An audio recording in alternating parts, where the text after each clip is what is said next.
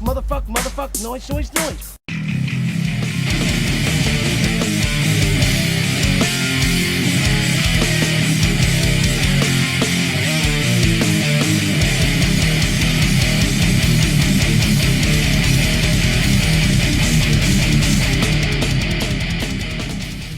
What's up? This is Chad from Necrot, and you're listening to Metal-O-Mania with the Crypt and Scully. Hey, this is Carl from Now, and you're listening to Metal-O-Mania. This is the Crypt from Metal-O-Mania. I got my headphones on and my dick in your cat. Let's party. It's time to metal. Hey, this is Jim from Misfire. You're watching Metal-O-Mania with the Crypt and Scully.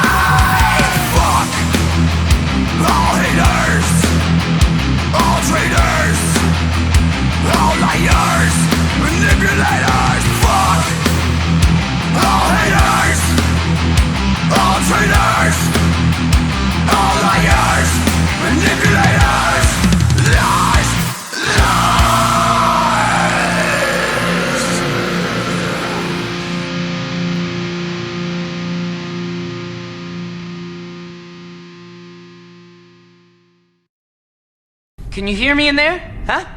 I'm having a blast. This is the most fun I've had without lubricant. Welcome to episode 214, everybody. Tonight we have the great Genus Ordinis Dei joining us to talk about this masterpiece they have blessed the metal world with. I couldn't be more excited to talk to these cats, man. I truly can't. Please bear with me, though, as I'm still recovering from jawbone surgery. As you can see, look at this shit, man. You see, this shit is ridiculous. I'm getting there. But I'm supposed to be keeping it to a minimum, which we will somewhat do tonight. I have some great brand new jams for you all, I promise, starting with that Misfire we just opened the show with. We talked to those guys on the show last week. Please, or 2 weeks ago, excuse me, get into the archives and check it out. Very cool guys. We're even bigger fans of them now than we were after we've talked to them, man, and so will you. So check out the interview. We hope you do. That album truly is a must-own for you thrashers out there, too. So show them the love. Also, in the coming weeks, we'll be talking about sci-fi movies with our friends from Thralls of Metal. Can't wait to do that. We truly love those dudes, man. And honestly, I could talk to the Thralls of Metal dudes about anything. And you pick the topic, and I'll fucking sit around for hours talking with those guys, man, which is why you should also be subscribing to their channel, Thralls of Metal on YouTube. Very cool. Very cool guys, man. They do reviews. They do box openings of stuff. They do very cool shit, man. I'm a big fan of those guys and proud to call them my metal brothers. So show them the love as well. So, yeah, and they're going to be joining us for the sci-fi talk. Very much looking forward to sharing that with you. So we did the best of 80s comedies with a couple of those dudes, with Shredlord and Necrotic Nick. I'm very proud of that. That's in the archives as well. Done very well. You guys have been super supportive to that episode. But if you did miss it, go check it out. Very proud of it. Next week, we'll be joined by The Crown right here, man, which I'm fucking very excited about. I'm a little antsy like a kid about it because I'm a huge fan of that band. I always have been. And I think that Royal Destroyer, the most recent release, is fucking silly, fantastic. So get it into your lives immediately. You're going to have to do that. So, yeah, next week, The Crown, man. Me and my buddy Waylon. That's for you, brother. Me and Waylon are big giant fucking Crown fans, man. So we're anxiously awaiting that. So let me tell you guys, man. The other night, I thought I was feeling a little bit better. I took Scully out to get a margarita and some Mexican food. There's a popular local Mexican restaurant around here called Mexico, for real. That's what it's called. Creative as fuck, right? Mexico.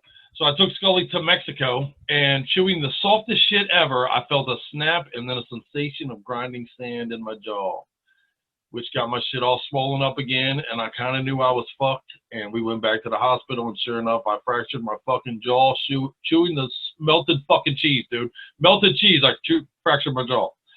So next is the threat of wiring my jaw shut, and that is a nightmare to me. I'm claustrophobic. I can't even fucking stomach the idea of having to do that for 6 weeks. And I had to do some fancy talking to avoid them wiring my jaw shut this time, honestly, and so talking ain't helping. So in an effort to talk less, the team around here has passed together a few old pieces of shit from some past shows and intermingled them into this one for you. We have a bunch of new followers these days, man, that weren't watching us. I'll give you a little pre-warning. I don't look the same as I used to in some of our earlier shows. I'm just going to tell you that. You might be a little jarred to see me in some of our early episodes, man. I used to be a big fucking guy. But anyway, we hope you approve of what we're doing. Much love and much metal to all of you guys. Thanks for supporting the show. It means a lot. And for reaching out to me during my recovery, man. You guys fucking, and gals, you all fucking rule. So let's play some Eternal Struggle for you, and then some Shrapnel. We have talked to Eternal Struggle recently on the show, man. The Year of the Gun. You got to support this band. They're awesome.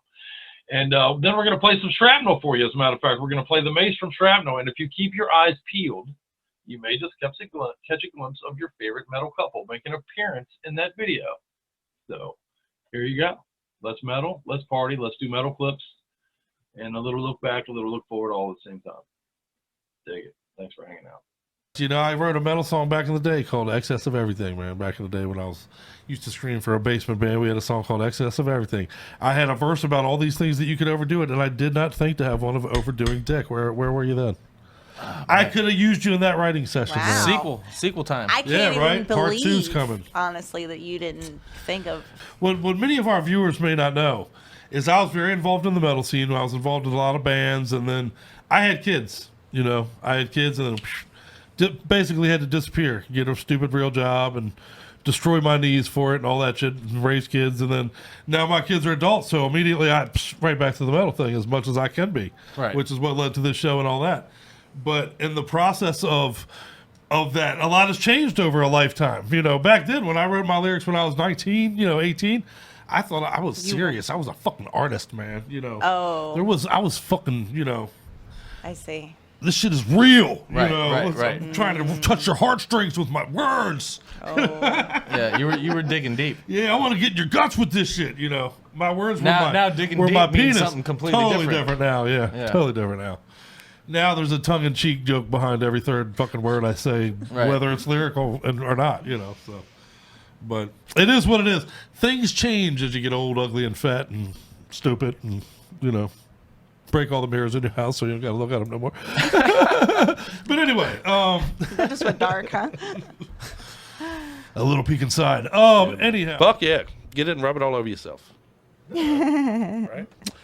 That's what we do. But thank you again for hanging out with us for Metal-O-Mania. I see that we have some of the Chris Grants, on the live chat board we were doing on Facebook earlier, man. And I'm glad that brings me up to a point. Some of our followers have given me shit over the last few months and been like, dude, you're not allowed to like your own stuff. We see that Chris Grant likes your stuff. You're not allowed to like your own stuff. But it's not me. I don't like my own stuff. And I completely agree with you, actually. Don't like your own stuff, people. Don't like your own stuff. If you post it on Facebook, we figured you liked it. That's why you posted it, right? I mean, we assume you like it. That's implied by the post itself. So don't like your own stuff. But what I will tell you is that I have a growing legion of Chris Grants. Find people with your same name. Yeah, to like your there stuff. you go. And I have if the war of same names begins tomorrow, my army's getting pretty big. I'll tell you right now. The Chris Grants are taking the fuck over, You do have goddamn quite it. a few, actually. Yeah, oh yeah. Oh yeah. I don't think I have any Kelly Grant friends. Really? Yeah, you gotta pick up some same name friends, man. You gotta find your doppelgangers out there, There's probably going to be Kelly Grants that are men. Oh. So I could get men and women. Oh, so you're. I do you think that makes your army special? Well, special. You think I can't find any special female and bigger Chris than Grants? yours. You don't think I can find some female Chris Grants out there? Oh, well, no. Yeah, hopefully you're coming to Metal-O-Mania for your suggestions on kick-ass music to check out, because we won't do your own. You heard him say on the fucking interview, we appreciate every single like, as do we all at this point, right? Right. We're a like nation. That's what makes the world go round. That's right, brother. That's right. It ain't love anymore. Who knew it was like all along? Right, a blue thumbs up would have got you everything you ever wanted in life. That's right. Gone is the red heart symbol of what we need. Now it's the blue fucking thumbs up. So don't be stingy with your thumbs, man. Go throw your blue thumbs up inside of everybody. You know what I mean? Yeah, I'm waiting. Right on. Well, let me ask you, as an artist, what your thoughts are on the digital age, removing that element from a lot of record buying at this point. Oh, I know. Most people are buying digital copies of things. It's a very rare thing. Probably more so in the metal community, people are buying actual CDs and stuff still, because they know that you can put it in the computer and have the digital copy. I know, it's But like such a bummer because it like is. I'm It thinking really is. about like, for example, my opportunity to really shine was with Criminal Crime Time and the Criminal Elements Criminal Crime Time. That whole booklet I illustrated for every song because I really wanted it to be something special. Right, and pop out. And it's like unfortunate that the guys that just bought it online, you're not getting all those pages. You're really not. know? And it's something you're losing. Yeah, I mean, know? it's like the tangible element, one. Two, I'm a collector of CDs, period. I too. collect CDs, I collect vinyl. I collect cassettes, too. So all of that, if you're not a collector, I understand the digital. But you're missing out on like a huge aspect of the band, You really are. and the music. You really are. So much more so in this, in the metal world. When it comes to metal, you really are, you're missing out on so much. Anybody my age, and I know my buddy Jason out there will attest to me. I was talking to him about this before. We went to the stores back in the day and went through the metal section, and we bought shit we had no fucking idea what it was going to sound Right, like, but it was because the it looked album cool. art, right? Right. The art, Bong made great jokes about fucking being disappointed by Molly Hatchet albums, which we were. Oh my God, which we were. I was too. I thought Molly Hatchet was They gonna had be to be great with those wild. artwork, right? No, they were. That's hilarious that yeah. everybody Oh has my the same gosh, opinion. That is funny. Molly Hatchet, the great deceiver. Yes. I saw a video actually somebody posted on 4chan the other day, and it's clearly a job site where there's it's like a junkyard, and there's all these fucked up old cars everywhere. And this dude is filming, and he comes around the corner and catches his coworker. I swear to God, the dude found a fucking blow up doll, one of these fucking cars left on it, and the dude is fucking this blow up doll for his life. And the dude is like, Charlie, what are you doing? He's like, all caught and shit, and throws it away, and that's the end of the video. But dude, even that, what are you gonna find an old stranger's blow up doll in an old car in a junkyard and just stick your dick in it? What is wrong with people, man? Seriously, what? People will stick their dick into anything. It's crazy. There's such a thing as a glory hole. Right? There you go. I think You're enough right. said, right? What Yes. was I talking about? Yeah, Right. that's true. Yes. You don't know what's on the other side of that. Right, thing. you have no idea. No clue. You So- don't know what's on the other side Yep. of a fucking glory hole. Right. Unbelievable. It could be a mousetrap, for all you know. I was thinking it could be a dude, but okay. Well, no, there wasn't a mousetrap. There was a story. On. Yeah, there was a thing going somebody on. was doing that, putting mousetraps on glory holes, and people were putting their dick in it and getting caught, their dicks caught in mousetraps. Yeah. Well, and I'm brutal. sorry, but that's what you get if you stick your dick into a fucking I mean, I'm not necessarily saying you deserve it, but you don't know what's on the other side of the hole. Don't know. Keep that in mind. Oh my God. You know, like the trust fall when you were young? Like, Yeah, no. You know, Yeah, no. I don't have that kind of trust. Who could at ever do all. that? I don't know if That's I a ever. whole new level of trust. In my entire life, I don't know if I've ever been able to do that. Dude, well, when you think about it, that's like a scene from a horror movie. Dude, you don't know what's on the other side of that wall, but I'm going to make you stick your dick to it, motherfucker. No, please don't make me. No, apparently we're just doing it. That's what we do. Sure, why not? Do That'd it be for fun. fun. Yeah, that'd be fun. Are you fucking daft? Holy shit. Yeah. It's not like it is in the pornos. Blame no one later when your dick is rubbish. Like the many lessons in life that you can say that it's not like it is in porn. Yeah, no, You know? no, that's Long right. list of things That's like right. that. Well, and think about it. Of all the things that it could be, even things that might feel good blindly, what's the chances it's something you would stick your dick in if you knew it was? I mean, seriously. Right. What's Jenna Jameson ain't hanging out at glory holes Yeah. waiting no, for you to stick your dick in Probably it. not. I promise you. Probably not. I mean, no. Ask yourself what kind of a chick might. And then that's probably what's on the other side of at best. And let that at best. Right. Ask yourself what kind of dude might, or what kind of what. I mean, seriously, come on. Let's think this out, people. Right. I don't get it. I was gonna say, even if you're gay and you're hoping it's a dude, again, what right. kind of what dude kind would? Of dude, What right. kind of dude would? Do what you do. I'm very much on record. I don't give a fuck who you like, who you fuck, whatever. But at least be able to see it. I'm on here trying to every now and again bitch that we should be able to know what's in our food. And you don't even know what you're fucking, people. Come on. Right. You don't even know what's on the other side of your glory hole. There's your soundbite. Work with I me. was totally thinking like mental day. What time is it right now? Work with me. Work with me. Help me help you. Help me That's awesome. help you. Hey, this is Frank from Eternal Struggle, and you're listening to Metal-O-Mania with the Crypt right here! Every day we wake up to the same ugly picture of a broken society eating each other up in a struggle for existence. While the masses are sitting in their fancy office and fixing their damn fucking ties and letting our Ellen to rot down on a filthy street, consuming the mind of the innocent Jew, making them a slave to religion and false rules. World poverty rises while every right is being taken away from us. That is a fucked up creation of mankind, a broken system that's built on suffering. For the winds on our fight, for so live under the light. Light will come right in the day to wipe the blood. Sin is made of plastic, faith's made of right. Every day it just gets worse, taking freedom by the end. Return to my world, fighting for our face.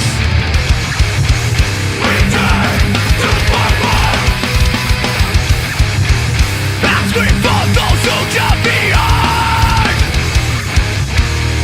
Violence, robbing the game until it's still on my fucking mind. Whatever that I face, I can only take. The more I take, the less I can.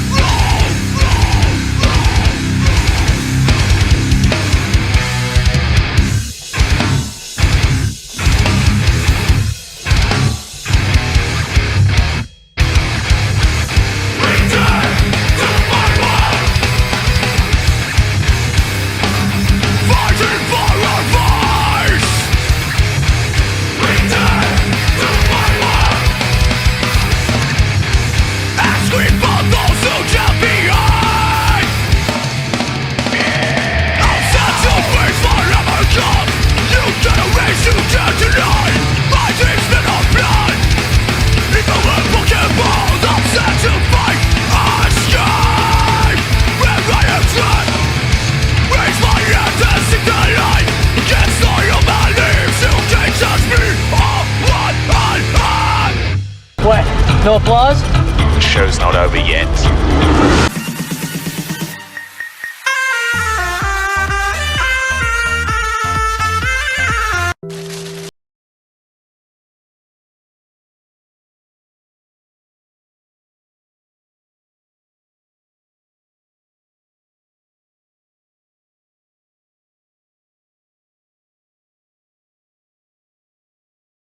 Hey, this is Chris from Shrapnel, and you're listening to Metal-O-Mania with the Crypt. Get some.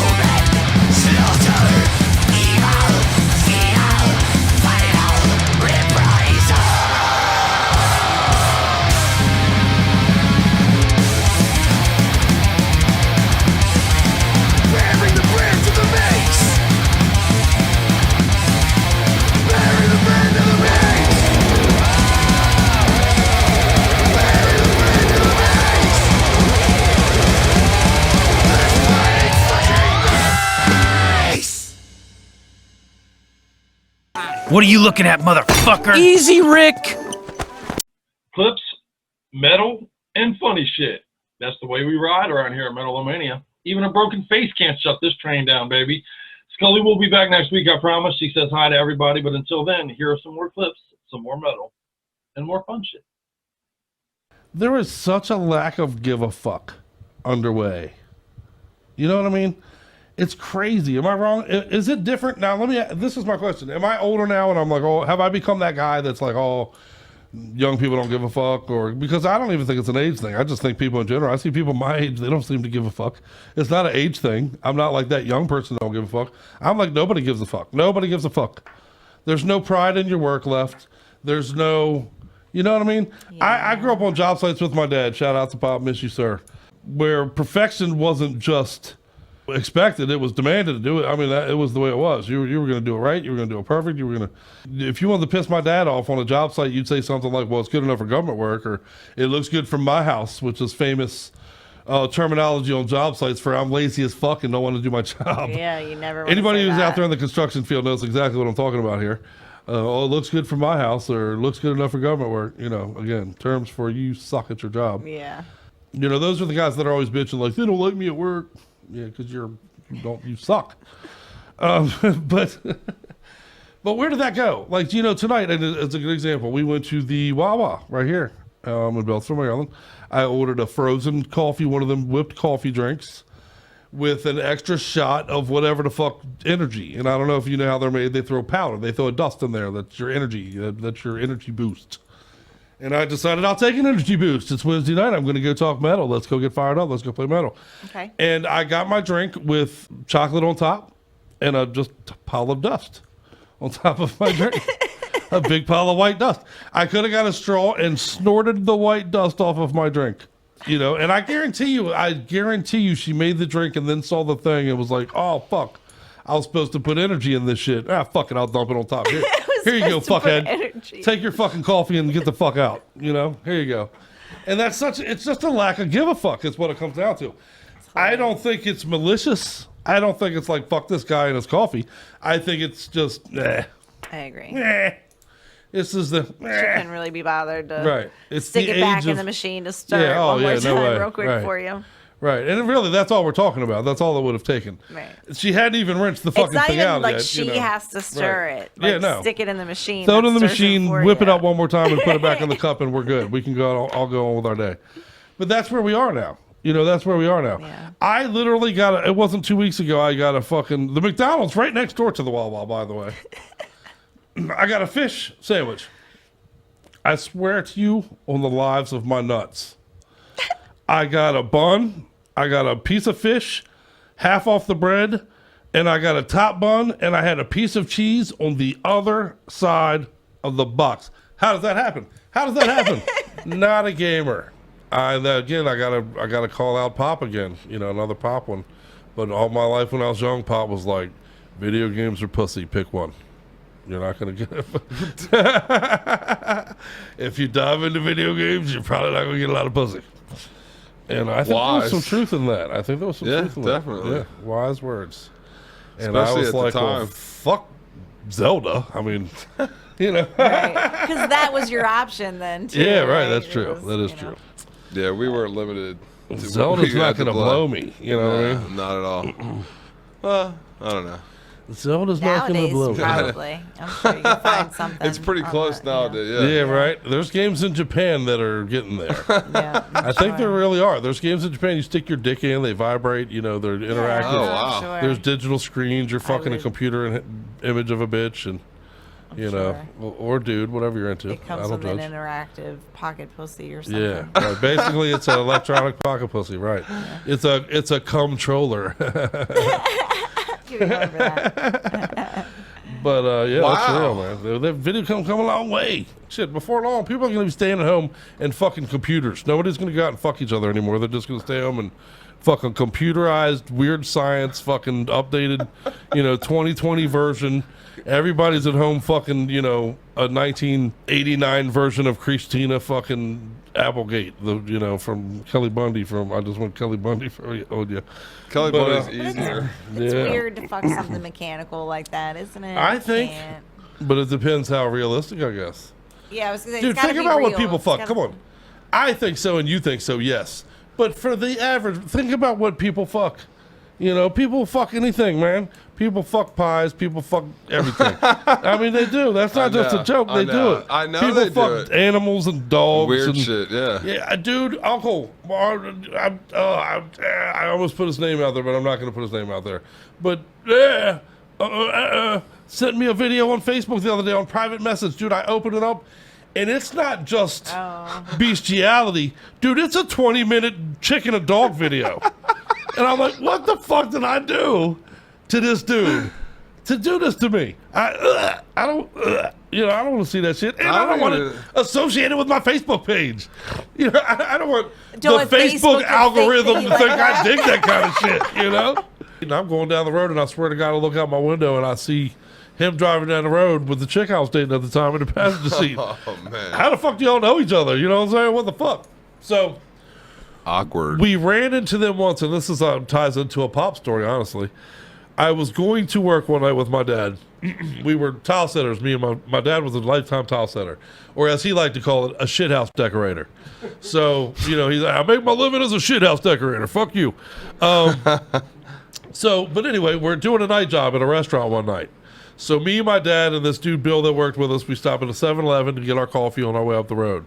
Well, wouldn't you know it, this dude I used to work with comes in with this girl that I just recently broke up with because she's running with this dude behind my back. So the dude starts running his mouth to me as soon as he sees me. And honestly, in most situations, I might have been like, fucking, I'm just going to walk away from him. But you can't do that shit in front of my dad. I'm going to tell you right now, I ain't that kind of pussy. You know what I'm saying? I sure as fuck ain't going to let you punk me in front of my father. No, hell no. So it's funny too, man. I'll remember this plain as day. He had a loaf of bread in one hand and a gallon of milk in the other hand at a 7-Eleven. And he said something about, I'll whoop your ass. And I said, motherfucker, don't talk about it, then do it. And he dropped the milk and exploded on the floor, and he charged at me. And man, as soon as he was in fucking striking distance, I caught this motherfucker with a perfect shot and split everything above this eye to pieces. And then I'm on top of him, fucking his ass up. Next thing you know, and that dude, it's pink everywhere, milk and blood all over this fucking floor, right? Nice. Freaking out. So, and I'm wailing on this dude. Next thing I know, somebody picking me up, got my arms tied to my side and picking me up off of this dude. And I look around and there's a police officer, I guess was outside the parking lot. So he's got me held, man, and as he's pulling me away, this dude that I'm whipping steady, trying to kick me in my face, you know, while I'm trying to get away from the situation or being pulled away from the situation. And just around that time, he gets up and tries to take a punch at me, and my dad picked the dude up and threw him into the Slurpee machine. It was like Bionic Man in slow motion, dude. Let my Have you ever opinion taken be- a punch, Scully? Let my opinion be known. Other than like arguing, wrestling with your sister as a little I thought kid you were or going to say anything? that time you did, but Oh, shit. Metal-O-Mania does not condone domestic violence at all. that was an awful joke. You tell them That was you're an kidding awful- I right know, now, that was an dear. awful joke. Jesus, I made a Me Too joke earlier. I just got fucking waylaid in the... Anyhow, I'm leaving now to go get an attorney. And we'll talk soon. I thought it would go over a little funnier than it did. Holy shit, honey. Well, I think it's hilarious. I Clearly. see. I see that you do. Yeah, right. I'll be in jail going, it was a funny joke. It's always funny when you're not going to jail. Sometimes I wonder Probably if we're doing a heavy metal or show more, at all. I don't know how long. And not just a commercial for weed.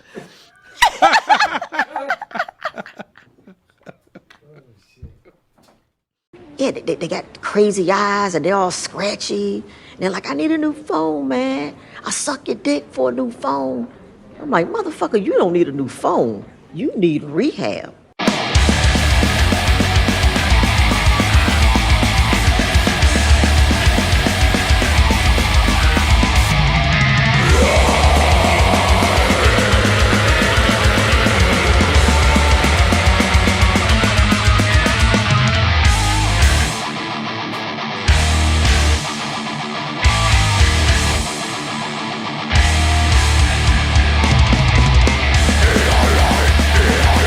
Metal-O-Mania.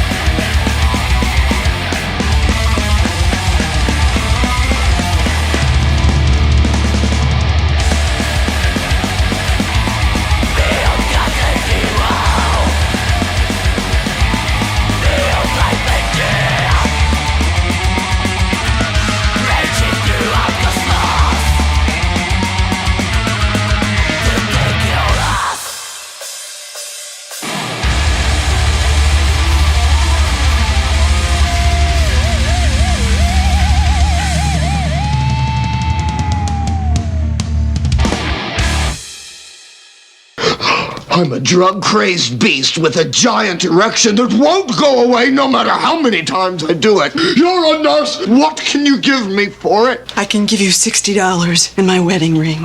I'm gonna call a couple of hard pipe-hitting niggas to go to work on the homes here. Multiple teenagers having sex in a school bathroom during the school day. Girl told deputies it happened at South Fort Myers High on Wednesday morning. I'm Jeff Butera. I'm Christopher Gosong. The incident report says there was one girl inside the bathroom and 25 boys were seen going in and out of that bathroom. Parents stunned. Oh, that girl been doing that ever since middle school. Like, I guess it got out of hand when the teachers found out. Been doing that in their family. Her mama did it. Her grandma did it. My grandma even know about it. What's the white girl name? Jessica? White Horse. Yes, Jessica Whitehorse. Nasty. They all get caught fucking in classrooms. All of them. That is one low-down, trifling ass family. Way back in the day, her great-great-grandma is the reason Rosa Parks sat in the front of the bus, because she was back there sucking. Rachel Polanski, ABC. And your mom says, hey, what were you doing? And you say, oh, I was just watching a movie. And she says, that's my boyfriend. I'd appreciate it if you'd stay away. And then I say, well, you know what? Why don't you shave your legs, stupid bitch? Whore.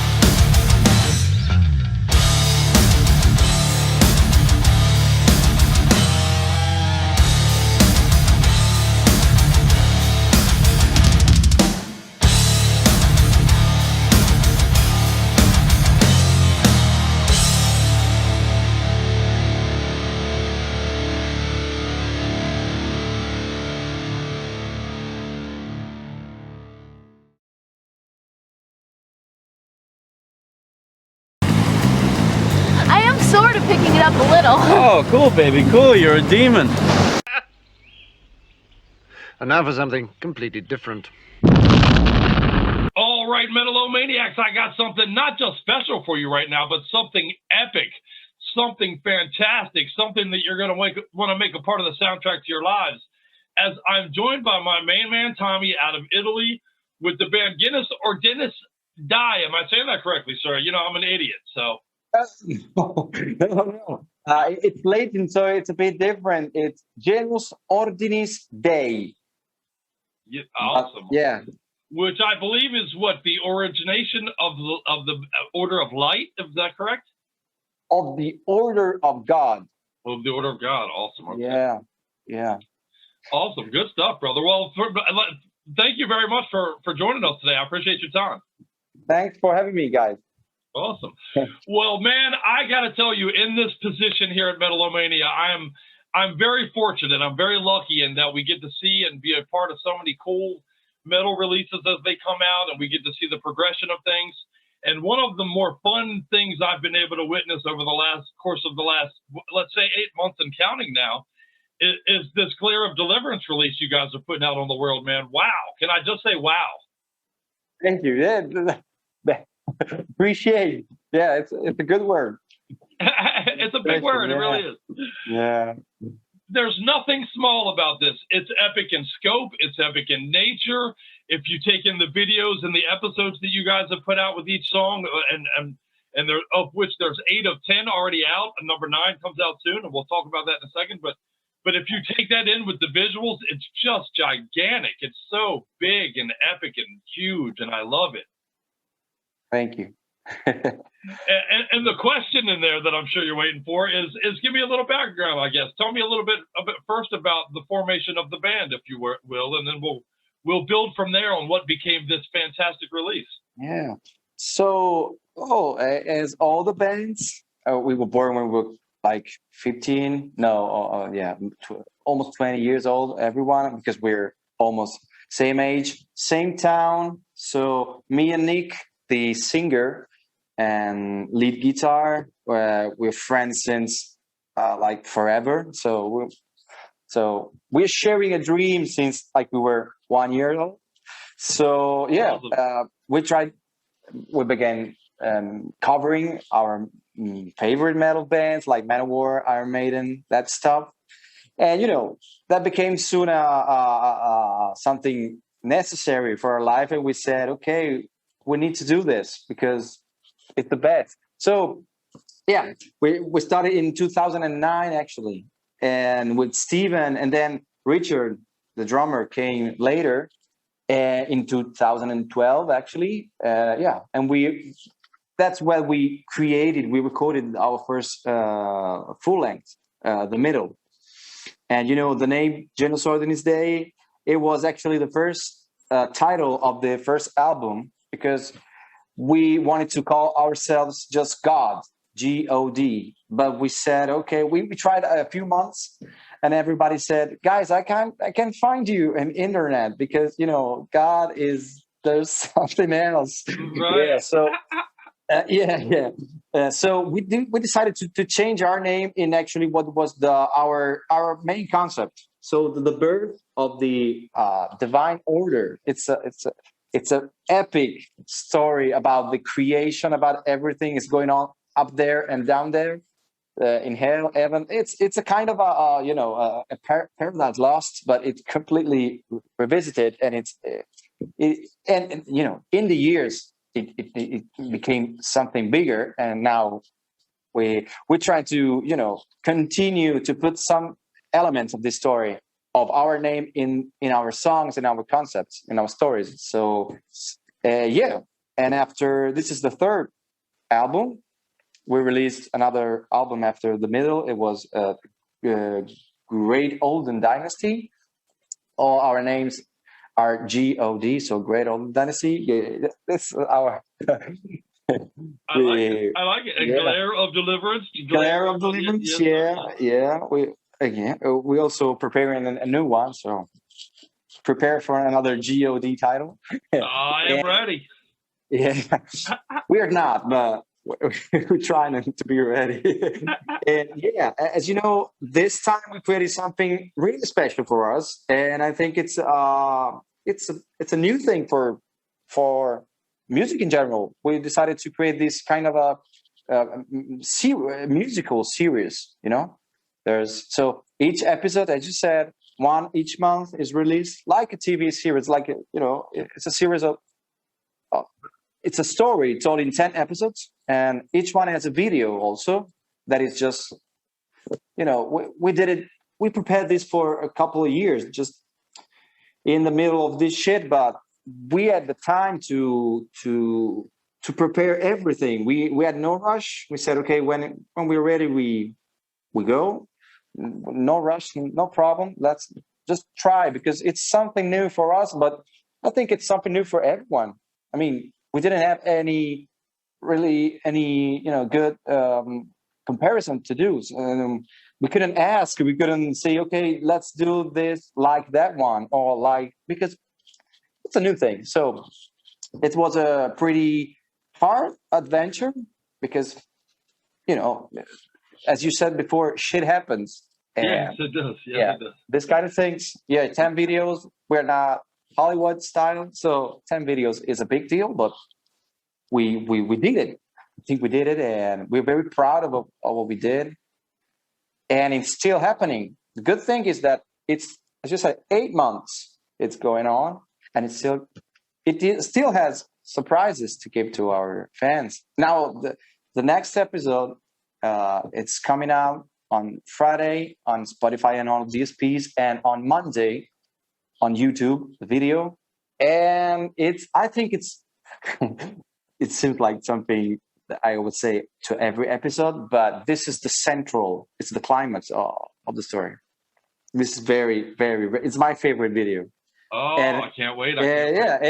It's really good one. And this is the story, the thing happening. So if you follow the other episode, you cannot miss this one, definitely. Oh, I can't wait. Definitely. I can't wait. Well, in a few minutes, we'll catch everybody up on Abjuration, which is the 8th episode, the most recent that has been released. And that will set up what will be coming out, which will be Exorcism this week coming. And you nailed it. I got to tell you, you said it's epic in scope, and it is absolutely that. Fantastic. Well, we said your name is Tommy, and we alluded to some of the other guys in the band. Who are the other guys that make up the band with you, my friend? Yeah. Nick, it's my oldest friend, and he's the singer and also the guitar player like me. So I'm more rhythmic, and he's more lead solo guitar player. And singing him and playing both at the same time. So I don't know how he does it, but okay. Yeah, yeah. There's Steven on the bass, and he's also our. It's like it's the master of the things, practical things. His manuality is super. So. Is our guitar tech now is also our lighting tech. Yeah.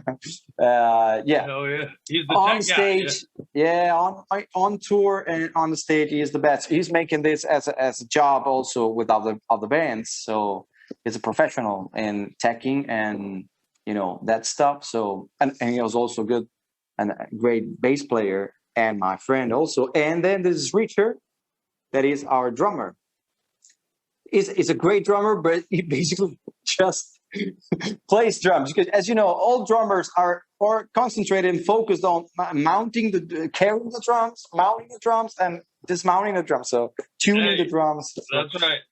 That's a big deal. Drummers are their own beast, man. They're their own unique. Singers just have to bring in the microphone, as everybody says. Right. And take pictures.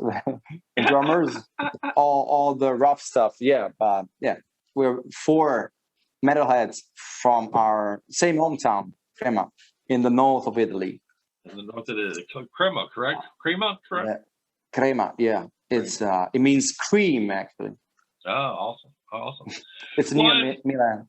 What's your, yeah, I like it. I'm from Cream, Italy. Speaking of that, is there plans to take this on the road? How I know that we are coming out of a weird part in the world right now, but what is kind of the next step?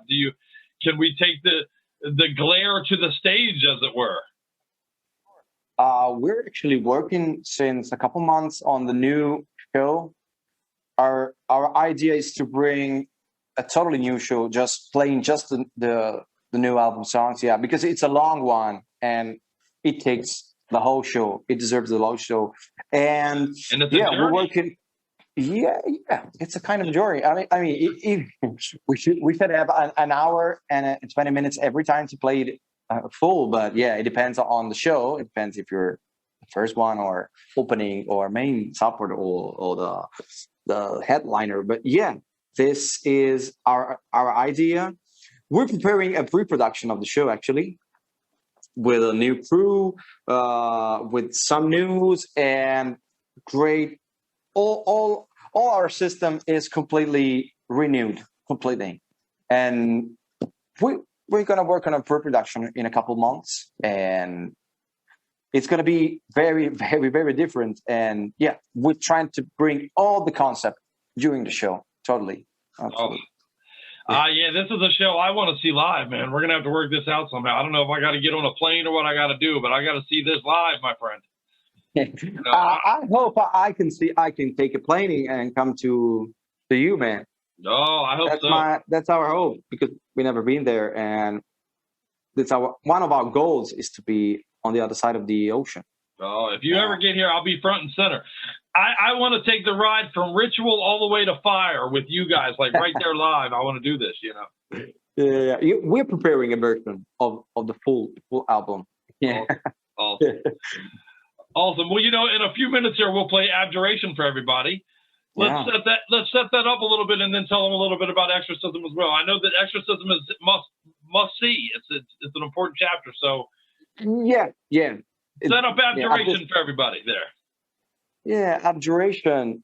Wow, I love Abjuration as a song. Me too. You know, yeah, the long version on Spotify. It has this kind of a super long introduction. It's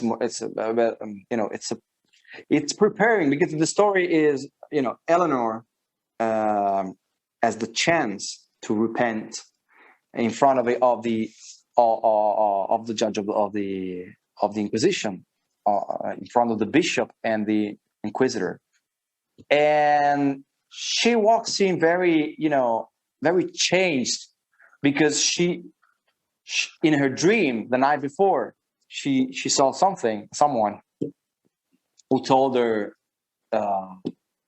trust me, don't do what they're asking, and you're gonna be rewarded somehow. And that's what she does, actually. So she doesn't repent at all. She also taunts and provokes the guys on the throne and says, okay, I don't care about you. And they say, and she changes the voice, her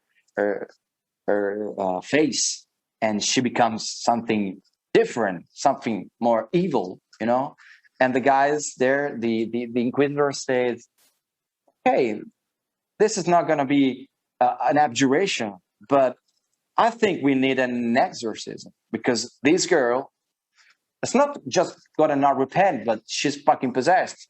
She's something bigger, yeah? Something's going on. Please, guys, go away, because I manage this. This is my time. I think of her. I manage the situation, he says, and let's see how it will go during this exorcism. Oh, yeah. But that sets up what will be Exorcism, and that's the next chapter. We're going to watch Abjuration here in a second, and then that'll set up Exorcism, which the video comes Monday for that, right? Yeah. What's going on there? It's Eleanor and the Inquisitor face to face, alone in the church, and he's taking the lead, And now they've established she's evil at this point. They say he cannot be, recovered. She cannot be, saved. The only thing that we can do is to extirpate the evil thing she has. She is a witch, but she's also one of the worst witch. She is possessed by the devil. So what he tries to do is to, fulfill the class. It's not a classical, but yeah, with the elements of the church, like salt. It's the elements of the folklorism out there and their religion. So with the cross, with some praise, and with the Bible, there's a specific ritual, and that's what he tries to do. But something goes a bit wrong, something is going on. I don't want to tell actually what's going on. I don't want to tell because no. The video comes Monday. Yeah, the video comes Monday. This is it's a conversation between the two guys, and it's gonna be a bit violent. It's gonna be a very rude thing. Yeah, but it's It's the most important moment of the story because something reveals, and it's the climax. Oh yeah. And then that'll set up what will later be Fire, but we'll get to that when we get to that. But Fire is, the album version of Fire is a 16-minute masterpiece of the closure of a journey. It's fantastic. Thank you. Yeah. It takes, the first 9 minutes of the long version of the song of Fire. It's kind of a, it's a reissue of all the main song, the main riffs and melodies of the previous 9 songs. So that's what we were thinking about. It's like Eleanor thinking of all her journey she did since the beginning of Ritual, since the first episode. So fantastic. And it's so bold, and it's daring in a time, let's be honest, where the world now consumes their information in 12-second pieces. And, I often hear people accuse the consuming, public of ADD nation now. You know what I mean? Everybody has kind of short-term. So it's very daring to take on such a grand scale with this. But man, it makes me so happy to see how it's landing on all cylinders. It's such an easy thing to miss if you miss just one element of it, but you've nailed every one of them, from music to visual to the video to the concept to the story to the instrument behind it. I mean, it's just beautiful, sir. It's absolutely beautiful. Thank you again. Well, a word you don't hear very often on a metal show, perhaps, maybe is beautiful, but it just feels apt for a description, my friend. I can just say thank you so much. Really, really, I really appreciate what you say. Yeah. Thank you, my friend. Thank you, my friend. And thank you for hanging out with us here at Metal-O-Mania. It means the world to me. Thank you, guys. Thanks for having me. Yeah. Well, what do you say? Let's play Abjuration for everybody right now. That way, Sure. if they're not already on this ride, we'll get them in, and then they'll go back and catch up and be ready for Monday. Awesome. Well, let's play everybody this jam, my friend. And Tommy, thank you, brother, for joining us here at Metal-O-Mania. It means the world. Thank you, guys, for having me. Hi, this is Tommy from Genus Ordinis Dei, and you're listening to Metal-O-Mania.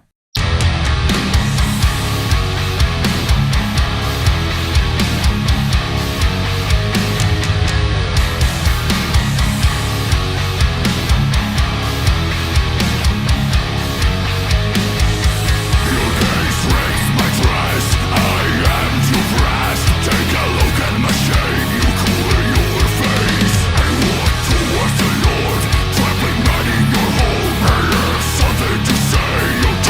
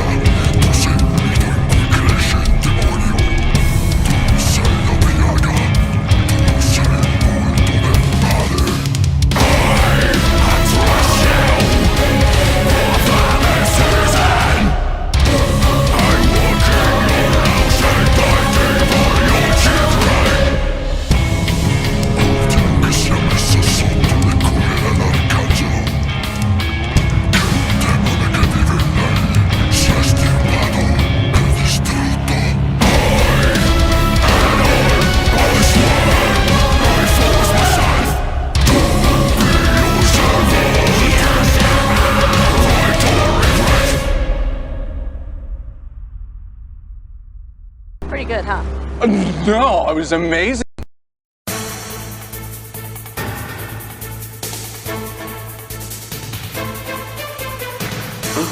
What was that noise?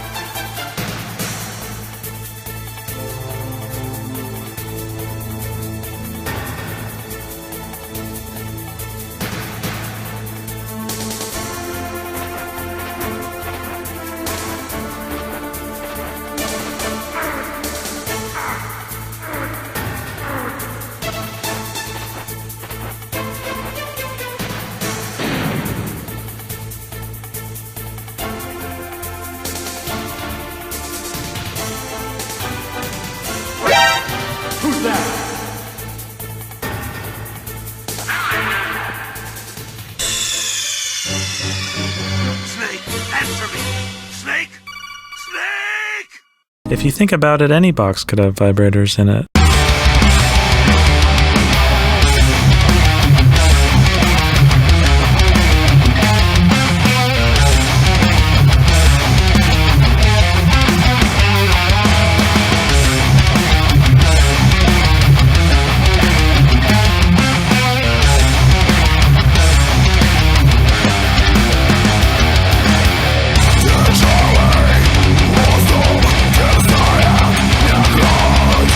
We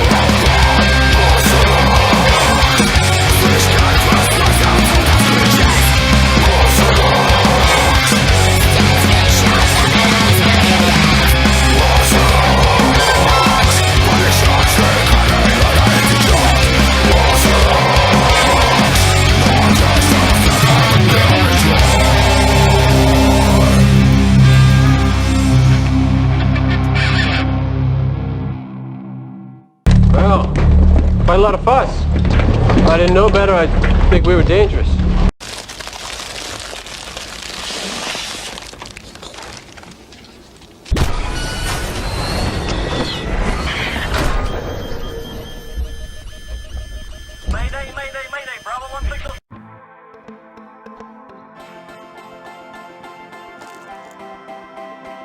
Are you just gonna stare at her?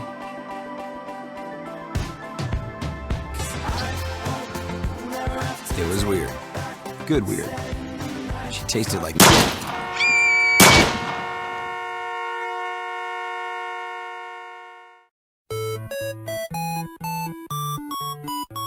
Do not tell me about my own culture, Sheldon. In the mood I'm in, I'll take you out, I swear to cow.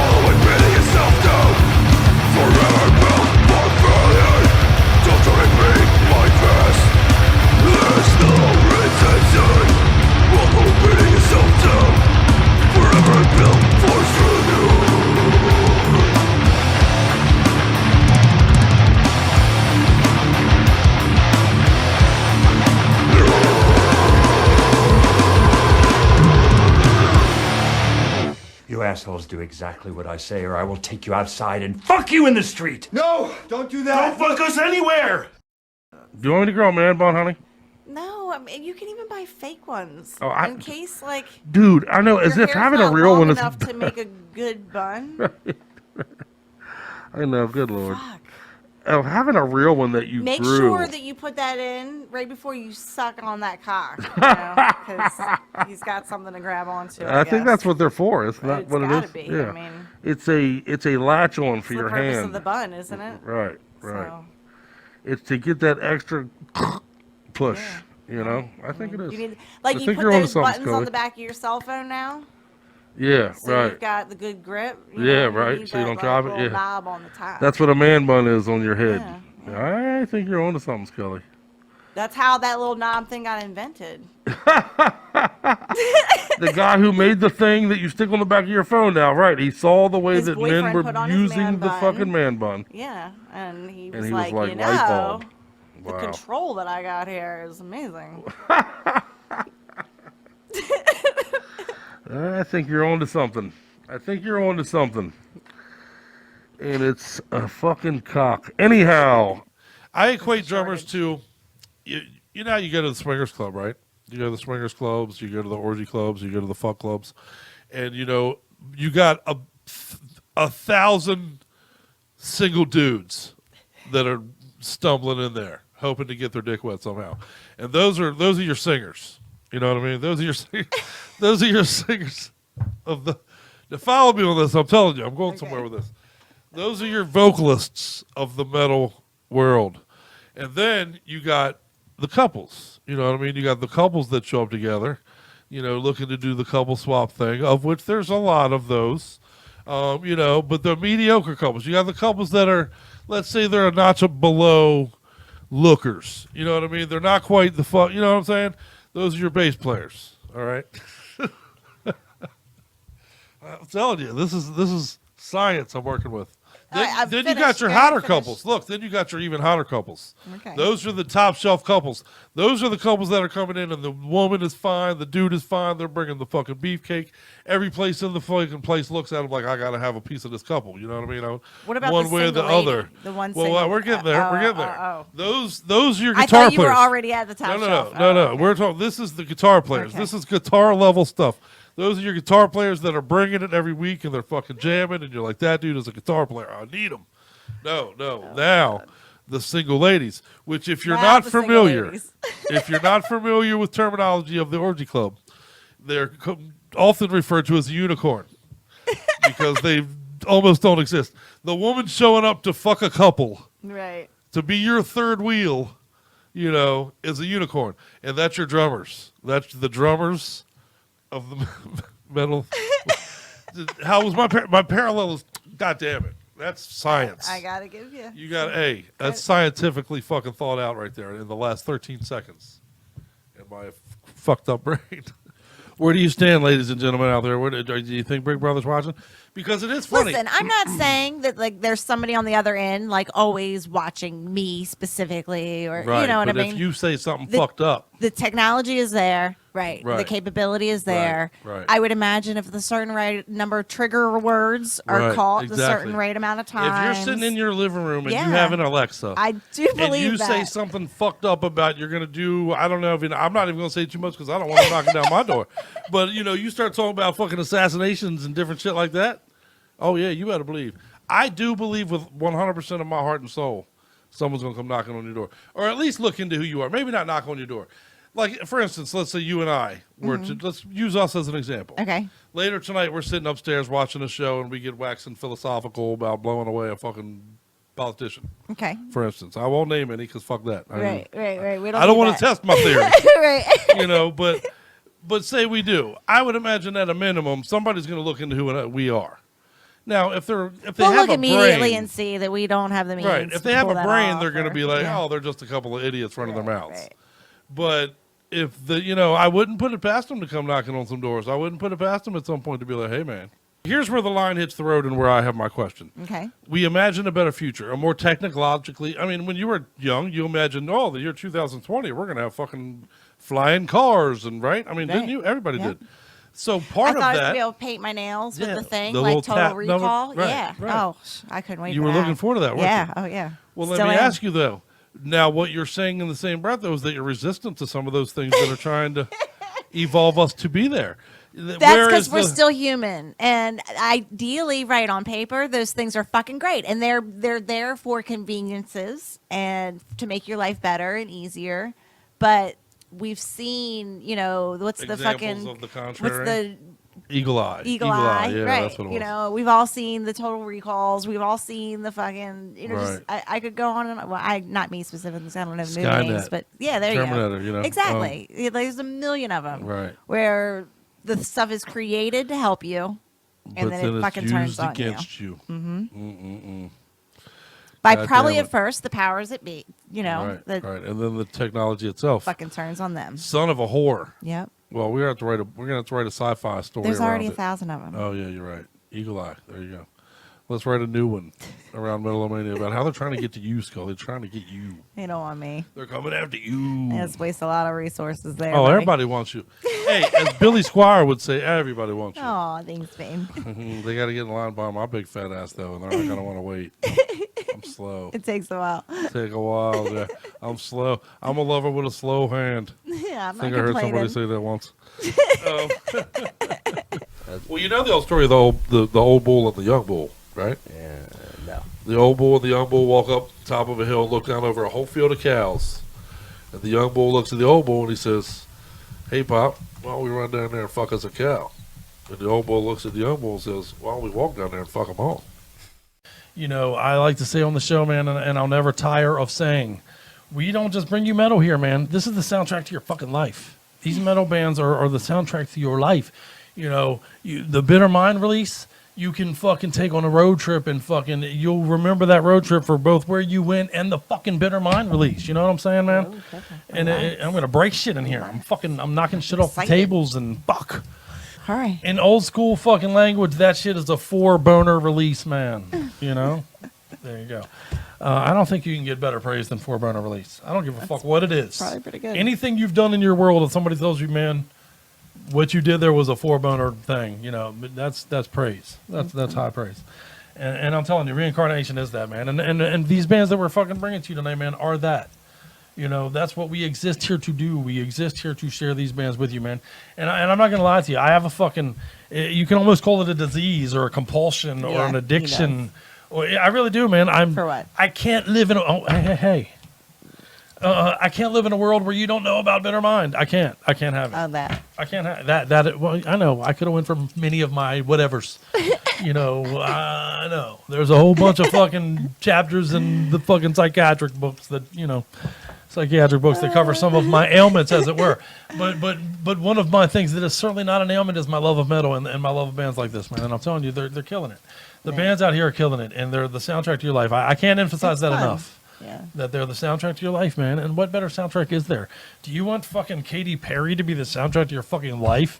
And if so, how are you watching us right now? But if no, you are, want stay Bitter- tuned. Yeah, I mean, don't go anywhere. I'm glad to have you. Thank you. I love you, and you know, thank you for having an open mind. Fuck. But man, I mean, bands like Bitter Mind, man, bands like fucking Desecrated Grounds, a band like Eradicator, and you know, and bands that we bring you here every week. You know, again, that's what that's the whole idea of what we're doing here, is to make sure that you know, as a metalhead, you know, my man Ronnie B out there knows, man. We scour the earth for these fucking bands, and there's a fucking ton of them. There's so many great fucking bands right now that are just killing it. You know, we're only scratching the surface here every week. That's why I want to bring you new shows, man. That's why I want to expand. That's why I want to, right. You know. So, and I want to thank all these bands. You know, we exist because you exist. Mm-hmm. We're in many ways a parasite that you know. I'm a talentless fucking hack, and she's beautiful and awesome. Oh, well, thanks. So that's what we But bring. we're still just feeding off of you. But I got a good ear. Right. That's what I got. You know, everything else is going to shit.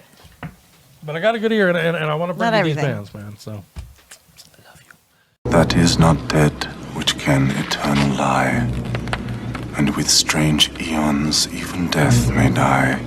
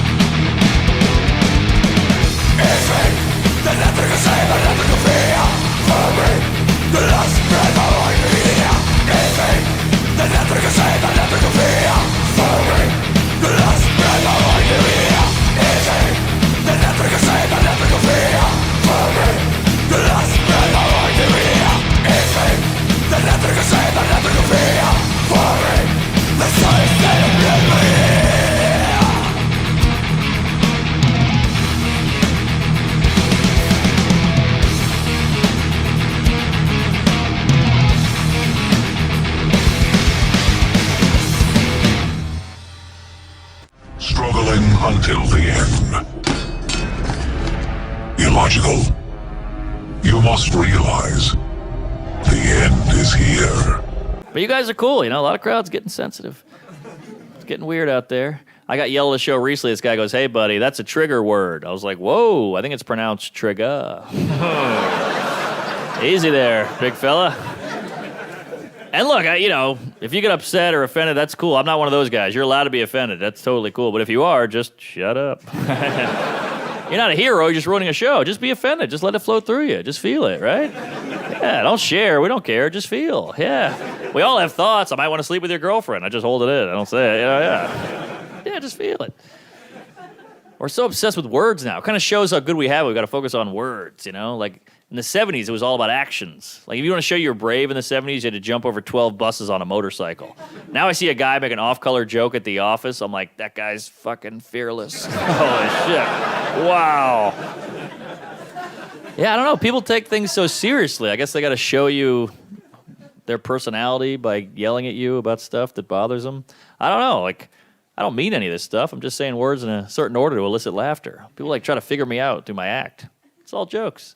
I told an abortion joke recently, and a woman approached me. She was like, "Hey, that's very insensitive. I've had an abortion. You shouldn't tell jokes like that." I was like, "Whoa, hey, sorry. I just told a joke. I think what you did was much worse."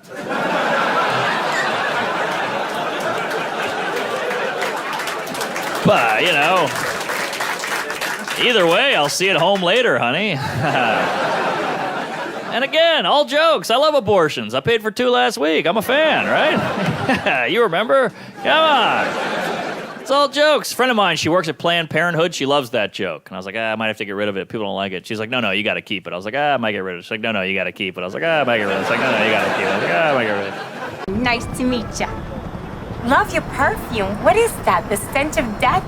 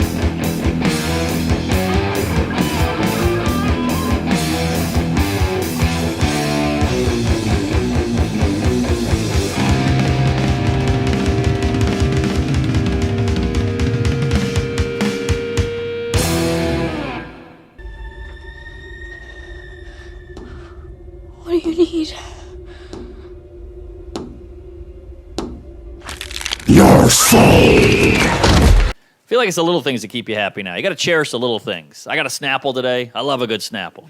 I love that fun fact under the cap. It was a good one today. It said polar bears used to be brown, but through evolution they turned white because police were shooting them. I know. I couldn't believe they fit all that under the cap. Yeah.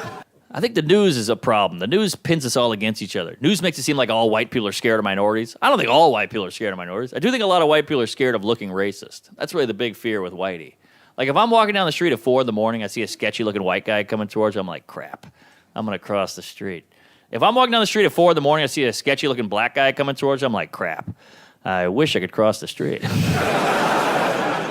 Okay? I'd rather get stabbed and look like an asshole.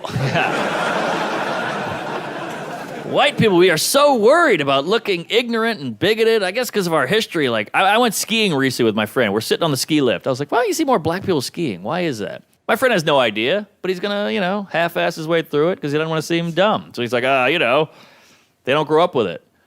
Like, well, I'm from Louisiana. I'm here. Well, ski is very expensive. Ah, right, yeah. Yeah, I've never seen a black guy with anything expensive on their feet. Just say you don't know. It's all right. You sound way worse. That's why black people are smart. White people, we do crazy stuff. We swim with sharks. We go bungee jumping, cliff diving. Ask a black guy, why do they do that? They go, I don't know. That's white people shit. That's a good answer. They don't sit around going, well, Europe. Yeah, I don't know. But look, yeah, I'm a white guy. If I talk about race now, for some reason, another white person ebly calls me racist. That's like what we do. It's like, I know you're trying to seem like a hero, but you're going to ruin that word. You're going to take the teeth out of it. It's like an important word. You're going to ruin it. Like, I was on the subway recently. I was watching an interracial couple make out. I was just staring at them. And the guy next to them caught me, and he goes, what the hell? I see you staring at them. What, are you racist? I was like, what? Racist? No, I'm a creep. Well, what are you talking about? I'm hard. What? She's fucking special. I'd hide every fucking chair in the world just for her to sit on my face. You know what I mean?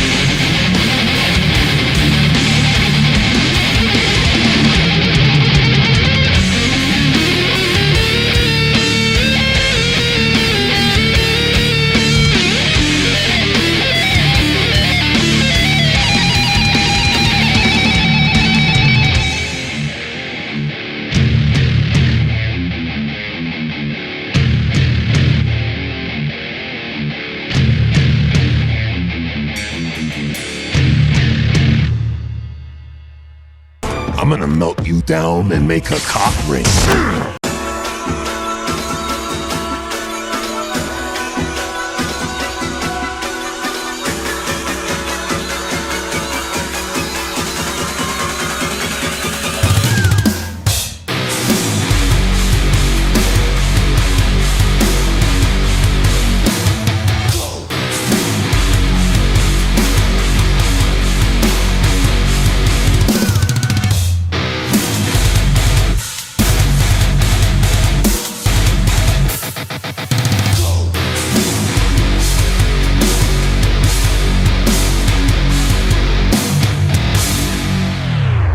Doing the right thing is sometimes messy and fucked up and not particularly convenient. So stay here in Chateau de Virgin while we go get our fuck on.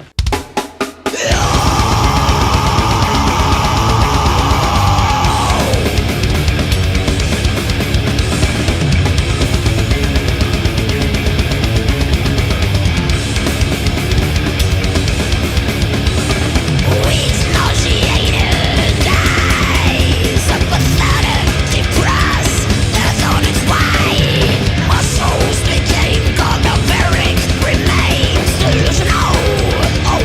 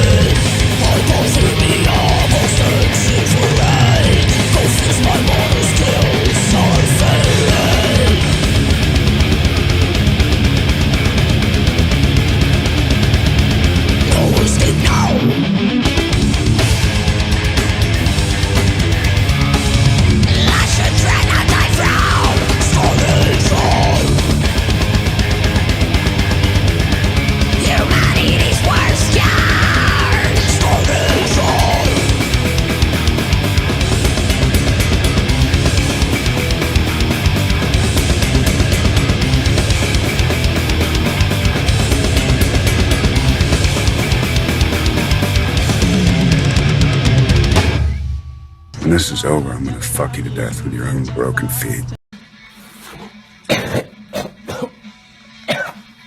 Doors open this Friday, so come on down to the barbecuer. Oh, shit! All right, everyone, what's up? You're here with Steve DiGiorgio, bassist of Testament, Death, and many more. You're here on Metal-O-Mania with the Crypt. Keep it fucking heavy, yo. Hey, what's up? This is Jason Bittner from Overkill, and you're listening to Metal-O-Mania. Hey, everyone. This is Nick from Suicidal Angels, and you're listening to Metal-O-Mania. Keep it thrush. This is Riley from Power Trip, and Metal-O-Mania kicks ass. Hi, this is Mika from Grave. You're listening to Metal-O-Mania with the Crypt. Crowd here in Revere, big fan of Chemical. Archibald Peck. This could be the first blemish on the record. Oh no!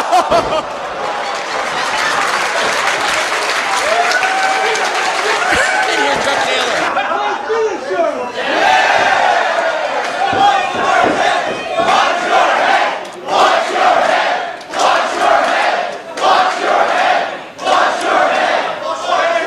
It's time Archie's aware of it. I know an unmentioned Kennedy got stuck on the ceiling. Real trouble with low ceilings.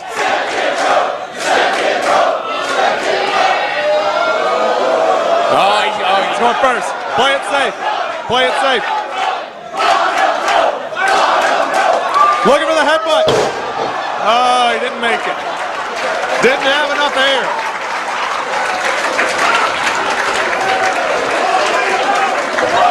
Oh, he got him! He got him coming!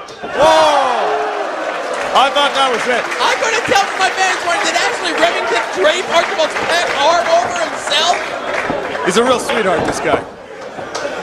So do you guys just not do the anal probe anymore? Is that? No, that's more or less been retired. I see.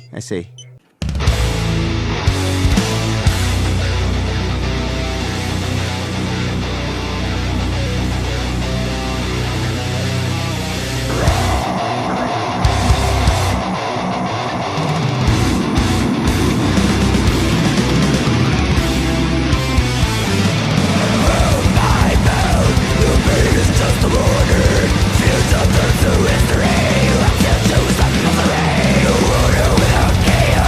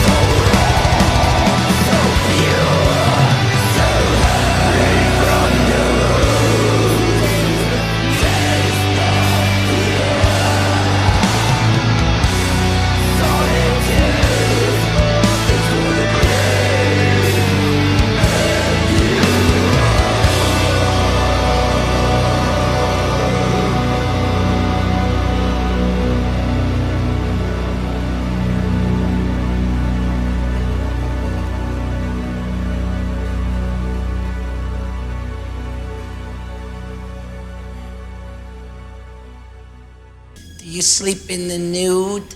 Only when I'm naked. Fuck yeah, man. We still got the brand new shit. We're still putting in the effort to keep the metal coming at you, man. And a lot of you are asking us to chime in on the Dave Ellefson Megadeth thing.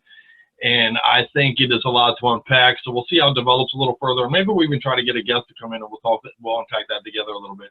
But I suspect, and I am just speculating myself here, but I suspect it didn't take much for Mustaine to want to just cut ties. There's probably a little more to it than many of us know, if I had to guess. There is something to be said for the hypocrisy here, in my opinion. There's some hypocrisy going all the way around. I mean, from Mustaine, from Ellefson, for all of it. I mean, he is married, but Ellefson is married and is a pastor and all that kind of stuff. Let's not forget. So I don't know, whatever. But I'm not one to judge. But I will say this, man. We all have shit we put out on film for a specific individual. And let's be honest, for some of us, a whole lot of individuals, whatever, don't judge. But we would hate for it to be consumed by the general public, wouldn't you? And then be fired for that shit on top of it. I think that kind of sucks, man. And I do find myself, my initial human response is that I feel for Ellefson a little bit here, man. I can't deny that. So it is what it is. There's more to come, I'm sure, like he did on film. Anyway, but we'll share with you that, and we'll unpack that a little bit in the future when my jaw doesn't look like this, hopefully. So anyhow, want some clips? There you go. Before we get into the next jam, man, I do want to point out that it was a rough week in deaths this week. You know, we lost Eddie Money, as people know. Fucking Take Me Home Tonight and fucking Two Tickets to Paradise. And, so many great fucking songs, man. I was a big Eddie Money guy. I was a big fan. I had all of his records when I was young. Rick Ocasek from The Cars passed away this week. Yeah. Also a major blow. I was a big Cars fan. In fact, man, Moving in Stereo, the song by The Cars, to someone my age is iconic. We'll never, ever, ever, ever. We will go to our grave picturing Phoebe Cates in Fast Times at Ridgemont High, getting out of the pool and walking up and undoing her fucking top, and her titties are out. And I was a little kid. I had like 3 years worth of wood when I first saw that. So that shit was like, oh, I love her. I love her to this day for that. Fucking Kevin Kline, bastard, been married to her all these years. But anyway, But The Cars, that was The Cars. That was Rick Ocasek, man, and that's they're an iconic band from the '80s, and it sucks to miss them. And then I just read today, man, Jessica James, who many of you know from the porn industry. Fuck you, I know you know her, male and female out there. I know you all watch it, and you all know who Jessica James is. And apparently she died today. I don't know the reason, but only 43 years old, which is too damn young to have passed away. So this week we lost The Cars, we lost Money, and then we lost Money Shot. So. That sucks. My buddy JoJo came over the other day. We were talking about on his way over here to see us in the studio. He had been cut off by a dude in the car. And then the guy cut him off. JoJo blew the horn, and the dude flips JoJo off like crazy. Right. And JoJo said, and I think it's a fair statement and a fair point, you don't get both, motherfucker. You don't get the cut off and the flip off. You get one or the other. Right. You know what I mean? You don't get both. You're a fucking asshole. That's the difference between a person that's fucking, I can live with you and I can work with you, and you're a fucking asshole. You know what I mean? An asshole wants both. Yeah. If I've done, don't get me wrong, I've made mistakes on the road. I'll be the first one to tell you. I've gotten into a lane and realized, oh, maybe I shouldn't have gotten, whatever it may be. I was a little close. Oh, sorry. But I'll be the first guy that's like, dude, my bad. Right. I'm a fucking asshole. Totally my bad. I'm totally sorry. Right. You know or what I mean? like, you don't even notice, and the first time you do notice Right, is when like, the dude's oh, honking shit, at you. brother, like, my bad, fuck, yeah. It's not immediately, fuck But you. a fucking asshole will do that and then flip you off and then fuck, you're the that shit drives me bananas right there, man. There you go. We're supposed to be in this shit together, I thought. And if everybody's just looking out for themselves, then, it's a fucking... Well, you get behind the wheel and people become completely different. Yeah, true. Species. Rage is all the rage here at Metal-O-Mania this week, apparently. So. It's just, man, on time. I don't understand the need to be a cocksucker to everybody. You know what I'm saying? No, why do you have to be an asshole? I was sitting around the other day. I'll just say a little feeling enlightened, if you were. Okay. And sometimes when you're feeling enlightened, you think about goofy shit. And I got thinking about, there's a dude, I'm not even going to mention his name because I don't have his permission. And to be honest with you, we don't particularly get along.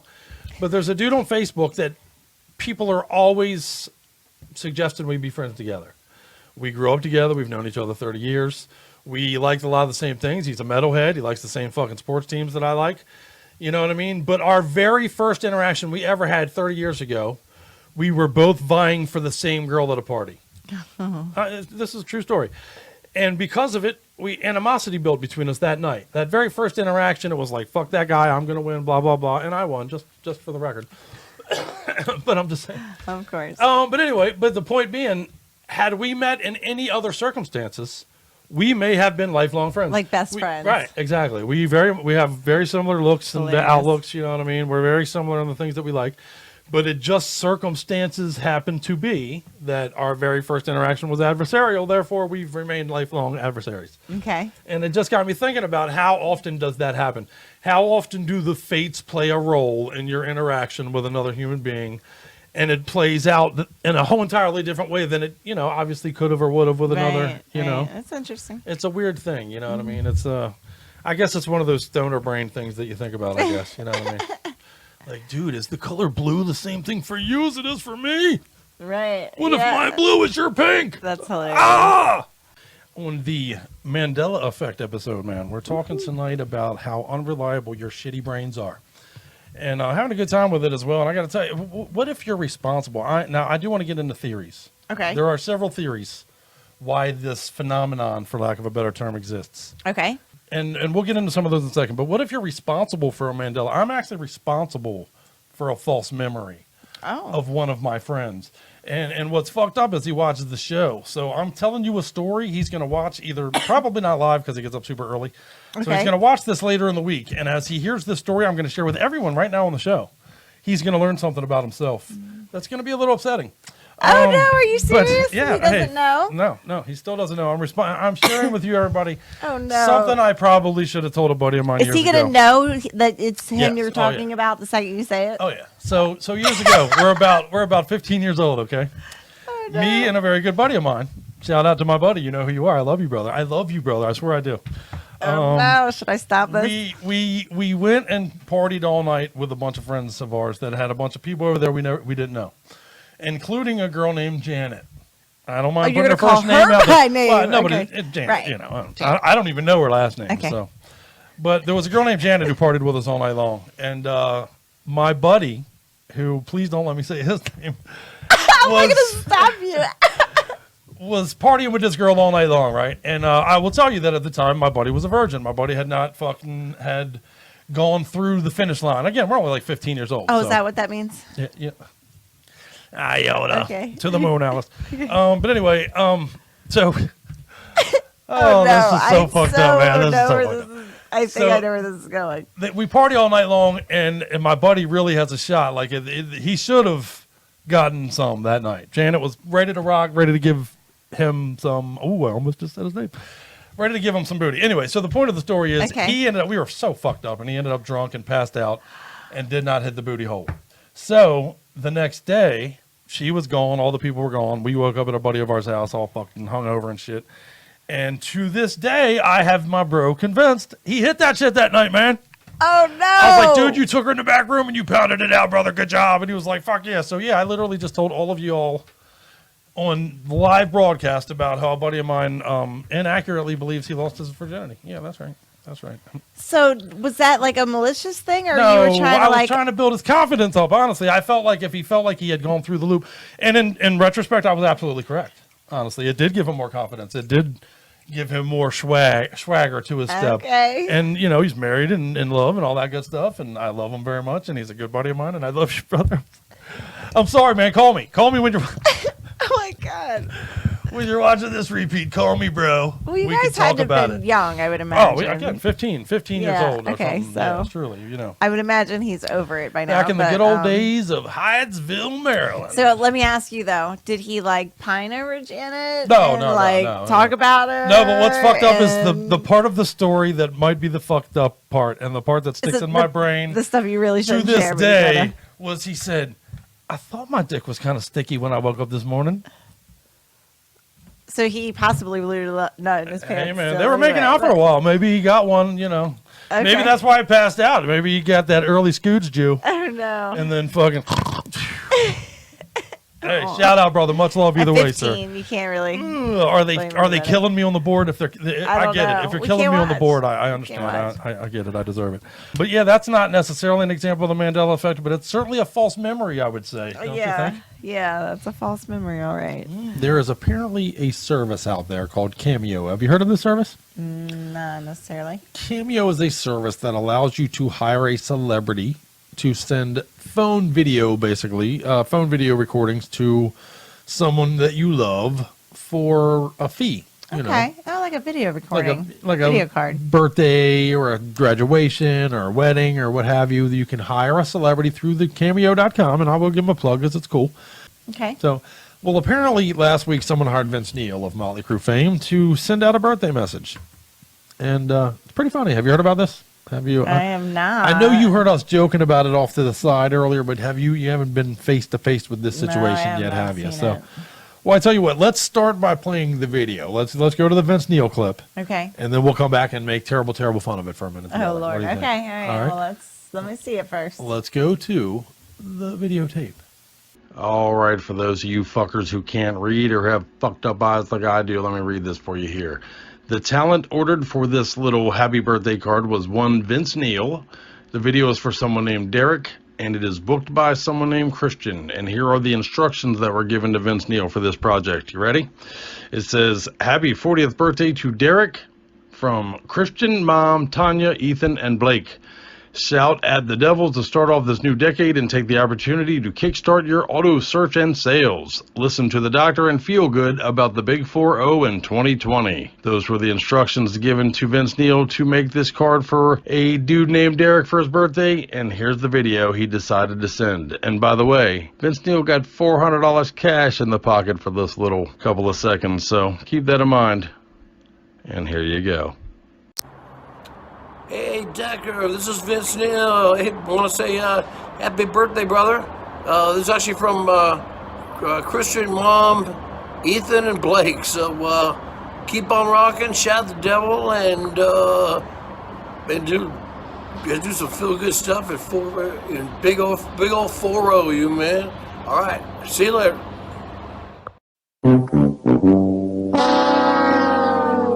And that, ladies and gentlemen and metalheads, is what it looks like when you phone in a phone in. Now that shit is hilarious. Am I wrong? That is hilarious to me, man. The dude who got that card had to get it and think, this doesn't even look like Vince Neil, first of all, and what the fuck is this? I mean, this is crazy. You're serious? Yeah, I mean, how about the guy that got yours? My what? Your video card. Whoa. What do you mean by video card? First off, you're not even a big enough celebrity to be on Cameo.com. Well, that's true. If there's a Z list, I don't even think I'm on that one. No, that's where you are. Check the Z list, guys. Or just hang on right now. I've got a video clip for you. Oh, no, don't do this to me. Now it's slowly coming back to me. Hey, Crypt, don't forget, you got to shoot that birthday video for Joshua. The Gen Z video. What? Who? What? Joshua. His birthday video. Fuck Josh. Fuck Josh. Get the fuck out of here, man. What the fuck are you talking about? Get out of here with that. Fuck Joshua. All right, I don't even remember that, man. That wasn't me. You guys did. They can do crazy stuff with CGI these days, you guys. I don't think that was really me. Forgive us for that, you guys. Thank you so much. I just need gas money. Hey, listen, do you want to suck my dick for 15 bucks? No. Okay.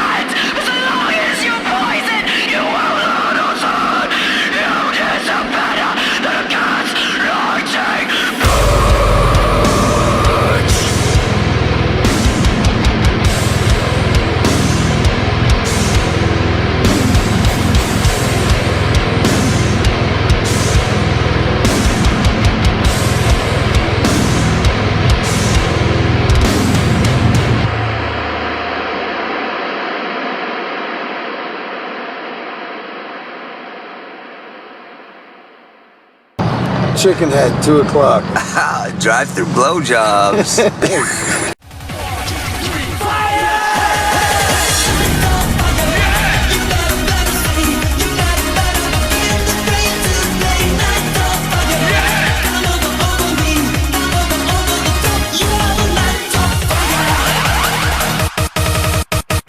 Hey, this is Michael Gilbert from Flotsam and Jetsam, and you're listening to Metal-O-Mania with the Crypt and Scully. Hey man, this is Vincent from Carnation, and you're listening to Metal-O-Mania with the Crypt and Scully. What's up? This is Angelo from Raider, and you are listening to Metal-O-Mania with the Crypt and Scully. Horns up. Hey, this is Eric from Plaguears, and you're listening to Metal-O-Mania with the Crypt and Scully. Everyone, this is Dave White from Heathen, and you're listening to Metal-O-Mania with the Crypt and Scully. Metal! How it feels to chew 5 gum.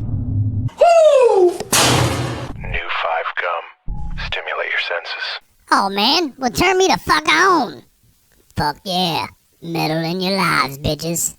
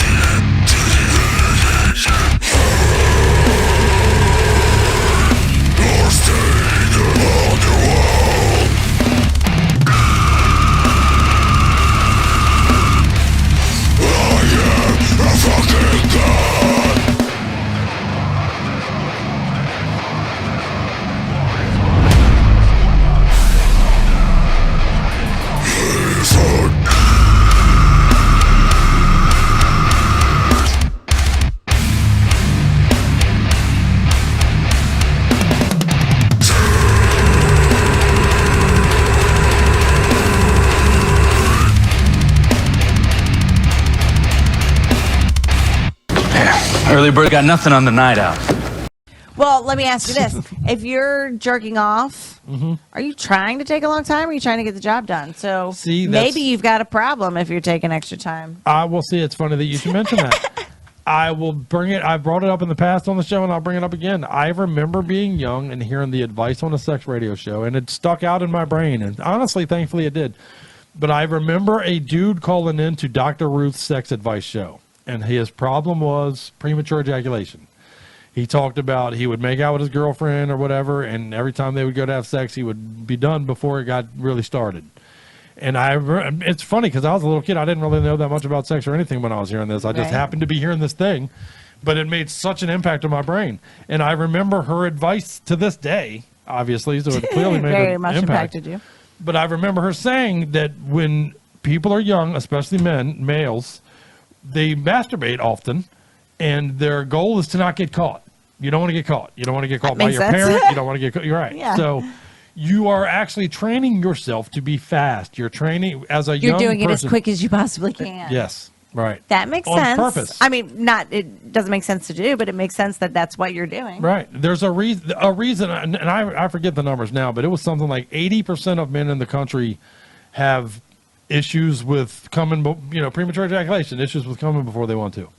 And it directly ties into this. As a youth, you trained yourself the whole time to come as quick as you could.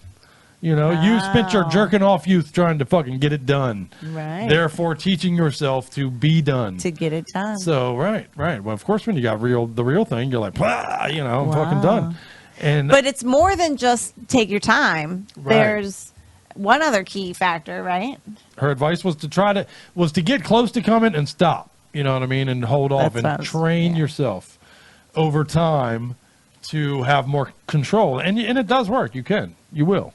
I believe even as an adult, if you hear this advice right now and if this is something that plagues you privately and obviously it's a personal thing that, I would never put you on point for or whatever, but if it is something that you deal with, give that a shot. I remember that advice, and honestly, it's made a positive impact over the course of my life, to be honest, Right. It definitely was advice that I took for granted. Now, of course, all the advice my parents ever gave me on jobs and credit. None of that ever stuck or mattered Fuck that bullshit, but fuck But when longer. you were 9, you heard wait. Dr. Drew. Dr. Ruth said, fuck longer, and I was tuned in, kid.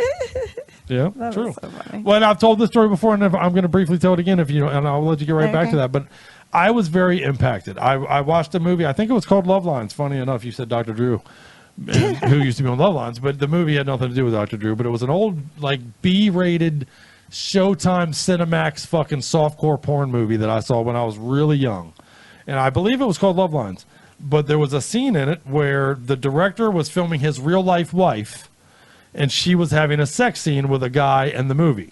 Okay. So, in the opening part of the movie, though, it's fucked up. It made an impact on me because I remember it. The opening part of the movie, the director's fucking his wife for real. Tomorrow they're going to start filming this movie. He's giving her a part in this new movie. She's excited about it. She's giving him some pussy.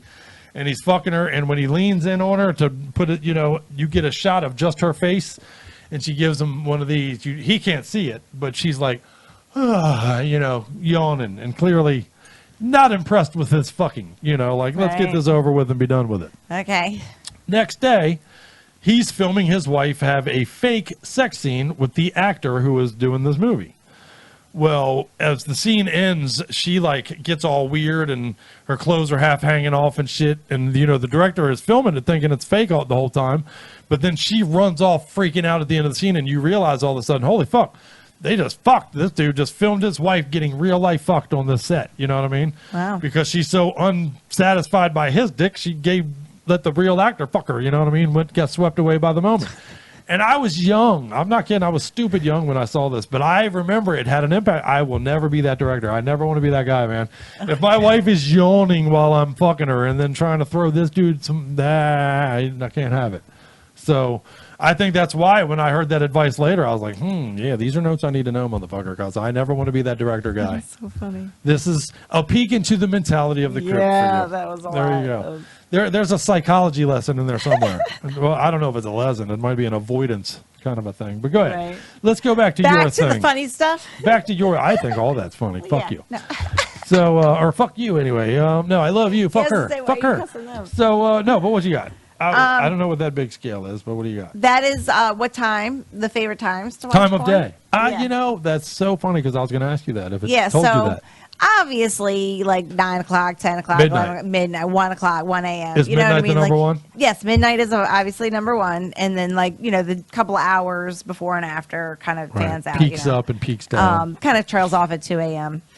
But I also want to mention, and I said that weird. I'm going to mention this little. I'm going to mention. I want to mention. There's this peak that happens in the afternoon hours that I think is from all those construction workers that are like off at like 2 o'clock, 3 o'clock in the afternoon. Right on. Getting home early before their wives and fucking jerking off before everybody gets home for the evening. Guarantee you're Because right. 4 p.m. is a fucking definite spike right there. Or it could be like the pervy fucking teenagers fucking getting home from school and jerking off before their It's probably parents both. getting home. Yeah, I wonder how many houses there's a teenager in this room jerking off to porn while there's a dad in this room jerking off to porn. A letter from our listener was going through a situation where his woman left. She packed up the things, rolled the fuck out, and now she's telling him, leave me alone, man. Leave me alone. Let me get some time to think. And that's how that shit And often he goes. said, what should I do? And he said, what should I do? What should I do?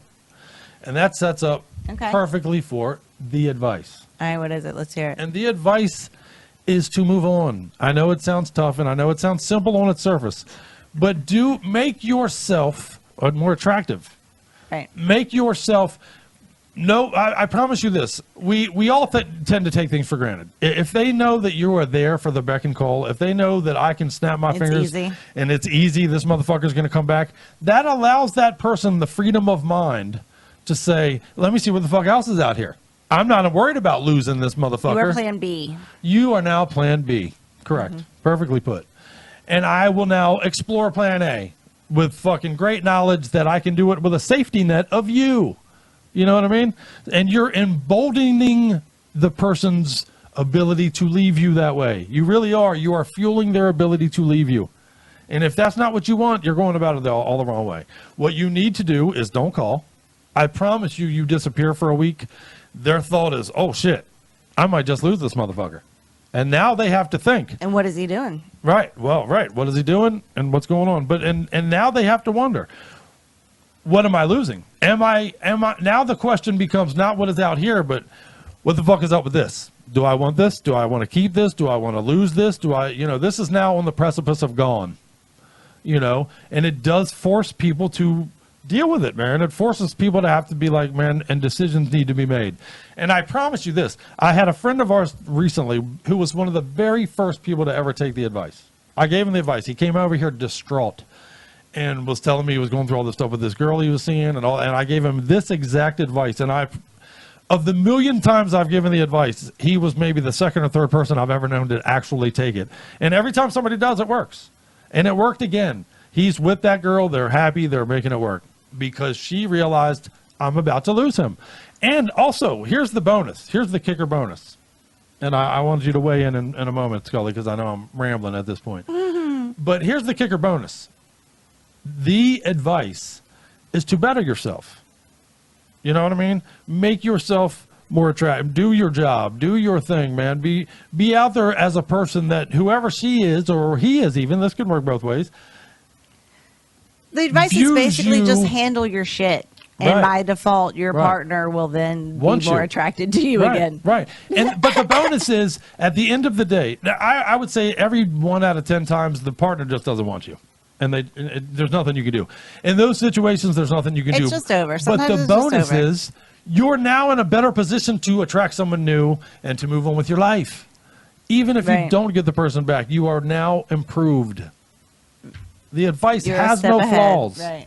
It's good advice. So you're doing good if you it's a follow it. win-win situation.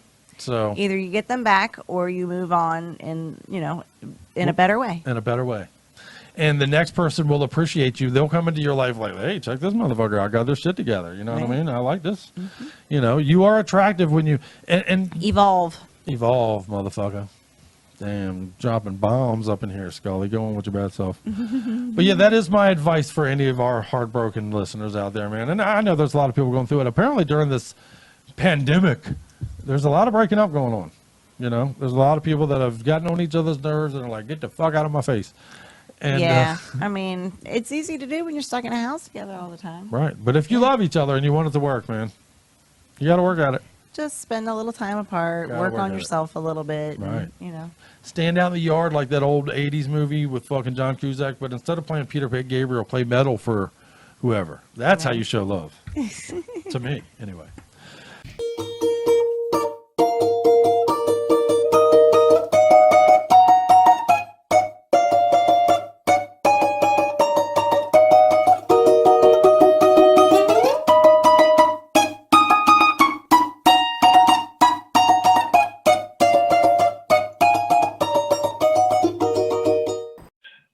So anyone else notice that I wore a lot more jewelry when I was fat as fuck? What was that about? Perhaps I was compensating for something. What do you think?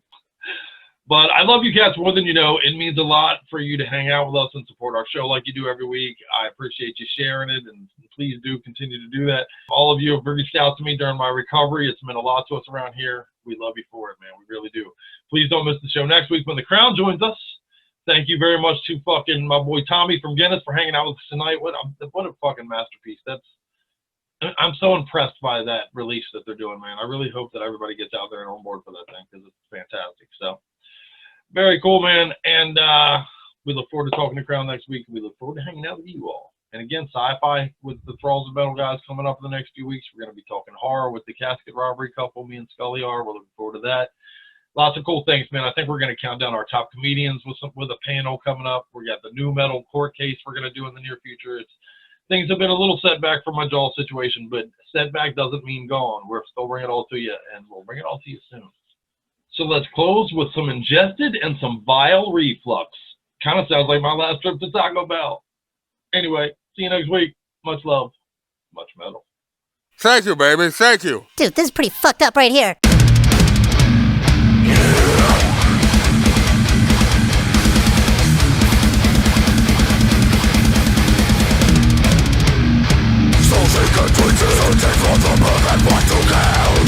Bring back to me my will. You will know my shame. So good life because all those when so still when they cry out. You will see keep a motion.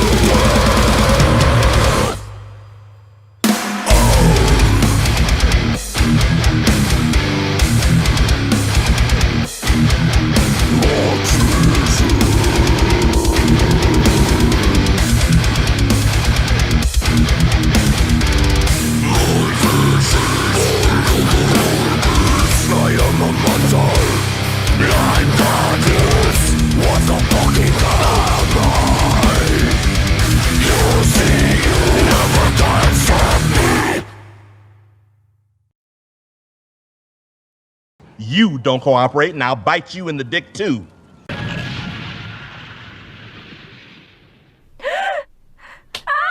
That's a huge bitch.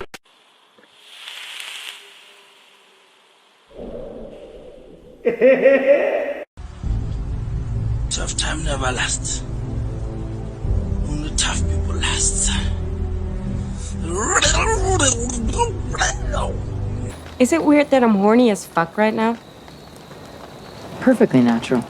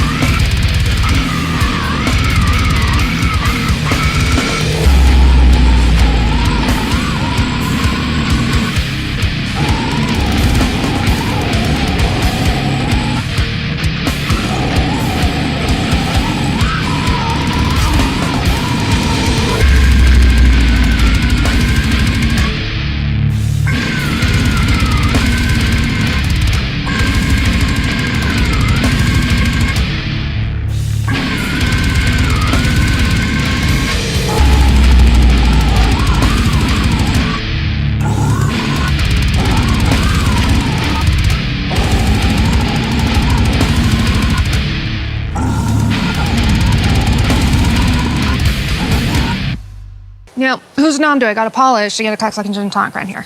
Hi, Billy Mays here, and have I got a special offer for you? Have you been down and out and losing your faith in humanity?